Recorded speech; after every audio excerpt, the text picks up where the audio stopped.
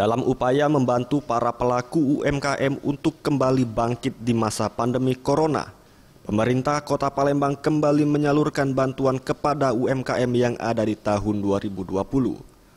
Wakil Wali Kota Palembang Fitriyanti Agustinda menjelaskan, bantuan tersebut berupa bantuan modal tanpa bunga tanpa agunan, di mana untuk persyaratan pencairan dana, yang bersangkutan harus sudah memiliki usaha sebelumnya, berada di usia produktif atau di bawah usia 60 tahun, dan tidak memiliki catatan kredit macet di bank. Untuk besaran pinjaman yang diberikan per UMKM sendiri adalah senilai 3 juta rupiah. Ini apa sendiri, Bu? Syaratnya cukup mudah. Yang pertama, mereka sudah punya usaha. Jadi usahanya bukan usaha yang baru mulai, tapi usahanya memang sudah berjalan. Kedua, yang meminjam harus di usia yang masih produktif, di bawah 60 tahun.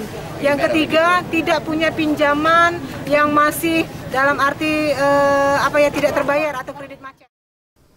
Sementara itu, Direktur Utama Bank Palembang Syafril menegaskan, meski sedikit terlambat untuk penyaluran bantuan dikarenakan pandemi corona, namun untuk tahun 2020 ini pihaknya siap bekerja sama dengan Pemkot Palembang untuk menyalurkan sebanyak 4.000 bantuan kepada UMKM di Palembang.